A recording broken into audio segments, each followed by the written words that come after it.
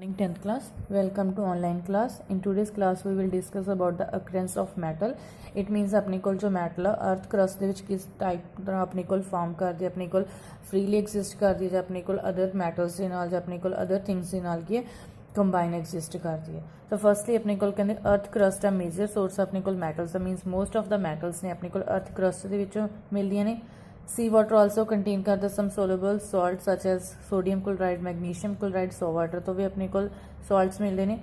Element or compound which occur naturally in the earth crust are known as minerals. कहते जो भी element और compounds हैं अपने को naturally अपने को कुदरत ਦੇ ਵਿੱਚੋਂ ਮਿਲਦੇ ਨੇ अर्थ crust ਦੇ ਵਿੱਚ ਉਹਨਾਂ ਨੂੰ ਆਪਾਂ ਬੋਲਦੇ ਨੇ minerals means ਖनिज or minerals that contain very high percentage of particular metal and the metal can be profitably extracted from it. Such minerals are called ores. अपने को क्या कहते हैं मिनरल्स ने उस अपने को हाई परसेंटेज जो मैटल होंगी है और अपने को अगर मैटल में आप एक प्रॉफिटेबल एक्सट्रैक्ट कर सकते हैं प्रॉफिटेबल मैथड के एक्सट्रैक्ट कर सकते हैं. ठीक है मैटल में फ्रॉम मिनरल्स दैन उसनों की बोल देंगे अपने को ओर्स मीनस कच्ची धात बोल देंगे. लाइक आप पेट्रोल डीजल में एक्सट्रैक्ट करते फ्रॉम द है ना अपने को मिक्सचर ऑफ जो कच्चा तेल होंगे उस तो अपने को एक्सट्रैक्शन किस टाइप हो रही है मैटल से. तो अपने को रिएक्टिविटी सीरीज़ देखिए से उस 3 टाइप्स से अपने को मैटल्स होंगे सी. फर्स्ट हाईली रिएक्टिव दैन अपने को मॉडरेट दैन लैस रिएक्टिव. तो अपने को फर्स्ट गोल्ड एंड प्लैटिनम है वो अपने को एग्जिस्ट करते फ्री स्टेट के बिकॉज ये अपने को लैस रिएक्टिव ने. ठीक है कॉपर तो सिल्वर भी अपने को लैस रिएक्टिव ने बट ये अपने को फाउंड होंगे ने as the combined state as their sulphide and oxide ore. तो अपने को जो सिल्वर और कॉपर है वो अपने को सल्फाइड के नाल जो ऑक्साइड के नाल कंबाइन करके एग्जिस्ट करते हैं. Metal at the top of the reactivity series जो टॉप पे अपने को like sodium potassium calcium magnesium aluminium so reactive है that they are never found in nature as free element. तो अपने को कभी भी फ्री स्टेट एग्जिस्ट नहीं करते.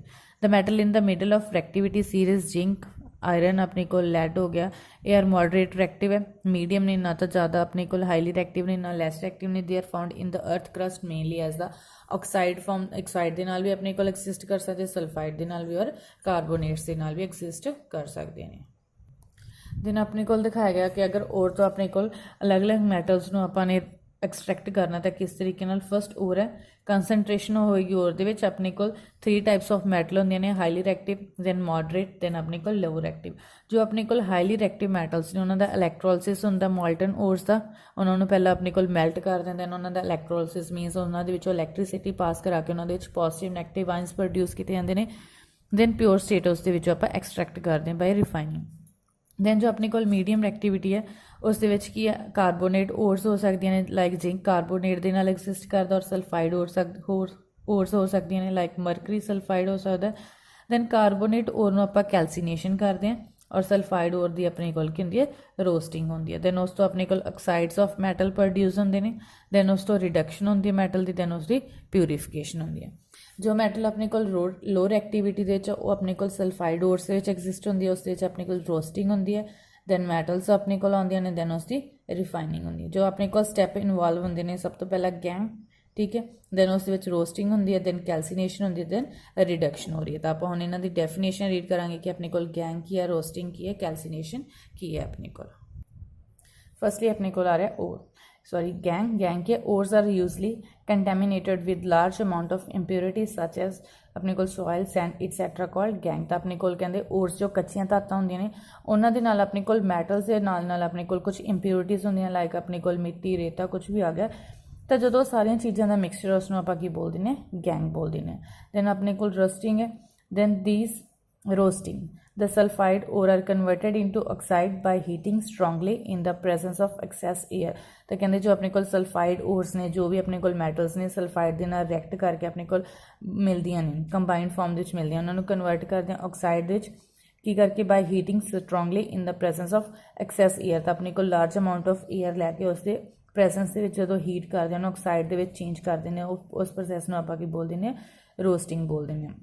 लाइक जिंक सल्फेट अपने को उसमें अपना कि ऑक्सीजन की प्रेजेंस के हीट किया दैन जिंक ऑक्साइड प्लस अपने को सल्फर डाइऑक्साइड गैस है जो रिलीज हो रही है. Then calcination the carbonate ores are changed into oxide by heating strongly in limited air. तो अपने को जो कार्बोनेट ओर्स होंगे ने उसमें चेंज करते हैं ऑक्साइड के उन्होंने हीट करते हैं इन लिमिटेड एयर और अपने को फिक्स अमाउंट होंगे एयर का कि आप इन्ने ही उन्होंने हीट करना इस प्रोसैस को की बोल दें आप कैल्सीनेशन बोल दें. तो जिंक कार्बोनेट ਨੂੰ ਹੀਟ ਕਰਦੇ ਹਾਂ जिंक ऑक्साइड ਬਣਦਾ प्लस कार्बन डाइऑक्साइड रिलीज़ हो रही है। देन अपने को रिडक्शन आ रही है ऑक्सीडेशन रिडक्शन ਆਪਾਂ ਕੀਤਾ ਸੀ। रिडक्शन की सी अपने को रिडक्शन अपने को ਸੀਗੀ लॉस होना ऑक्सीजन का और गेन होना हाइड्रोजन का। तो ये की अपने को metal oxide are reduce to corresponding metal by using reducing agent. अपने को एजेंट यूज़ करके आप की है उसकी रिडक्शन कर रहे हैं। तो जिंक ऑक्साइड में आप की कार्बन के रिएक्ट करवा के जिंक बनाता। तो इतने अपने को जिंक की रिडक्शन हो रही है। देन ऑक्सीजन की सॉरी कार्बन की की हो रही है अपने को ऑक्सीडेशन हो रही है। तो आप जिंक की रिडक्शन करनी तो जिस दे नाल अपने को प्योर मैटल है जो आ रही है। दैन एक्सट्रैक्शन अपने को मैटल लो इन रिएक्टिविटी। तो अपने को जो लो रिएक्टिविटी के वो मैटल्स आप किमें एक्सट्रैक्ट कर सकते हैं। तो जो मैटल होंगे ने लो एक्टिविटी सीरीज़ के बहुत अनरिएक्टिव होंगे ने। The oxide of these metal can be reduce to metal by heating. तो उन्होंने जो ऑक्साइड्स होंगे ने उन्होंने आप इकला हीट करके ही आप मैटल्स उतों लै सकते हैं। तो अपने को जो मरकरी सल्फाइड अपने को उसनों ऑक्सीजन की प्रेजेंस के हीट किया। देन अपने को मरकरी ऑक्साइड फॉर्म के चेंज किया। देन उस तो बाद ऑक्साइड आप हीट करके की है प्योर मैटल के लैके आ रहे हैं। तो अपने को कोई भी जो मैटल है उसनों पहला अगर ऑक्साइड के लैके आना तो ऑक्साइड तो अपने को प्योर मैटल है जो वो एक्सट्रैक्ट करनी ईजी होंगी है। आफ्टर दैट एक्सट्रैक्ट करते metal in the middle of activity series. तो जो अपने को क्या मिडल के एग्जिस्ट करदियां ने these are usually present as sulphide और कार्बोनेट इन नेचर। तो अपने को सल्फाइड फॉर्म और कार्बोनेट के एग्जिस्ट करदियां ने लाइक जिंक सल्फेट है। तो उसनों आप ऑक्सीजन की प्रेजेंस के हीट किया जिंक ऑक्साइड। तो इतने जो अपने को प्रोसैस हो रही है रोस्टिंग हो रही है मीनस अपने को इतने एक्सैस ऑफ एयर यूज़ करांगे हीट करन टाइम। दैन जो कार्बोनेट अपने को बनता उस अपने को क्या है कैल्सीनेशन। अपने को डेफिनेशन उन्होंने कहा से अगर कार्बोनेट ओरस तो उसको चेंज करना ऑक्साइड के तक कैल्सीनेशन होएगी मीनस अपने को लिमिटेड एयर यूज़ करांगे। तो उत्थे भी अपने को जिंक ऑक्साइड बने। दैन कार्बन डाइऑक्साइड रिलीज़ हुई है। दैन जिंक ऑक्साइड आप कार्बन के नाल रिएक्ट करा के रिड्यूस करते पे हैं जिंक के। तो उत्थे रिडक्शन हो रही है। दैन अपने को जो मोस्ट रिएक्टिव अपने को एलीमेंट्स ने जो मैटल्स ने अपने को उन्होंने एक्सट्रैक्ट करना।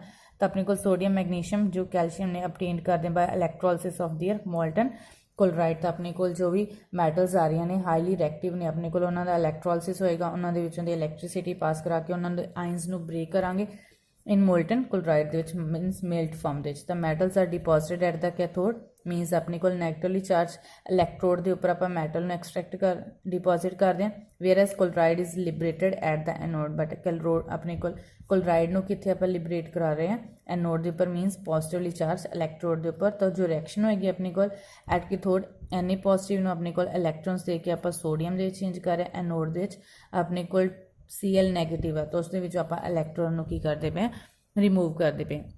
इस टाइप के अपने को जो भी मैटल्स एक्सट्रैक्ट हो रही हैं वो प्योर फॉर्म नहीं दैन उन्होंने अपने को रिफाइनिंग होकर उन्होंने आप प्योर फॉर्म लैके आ सकते हैं।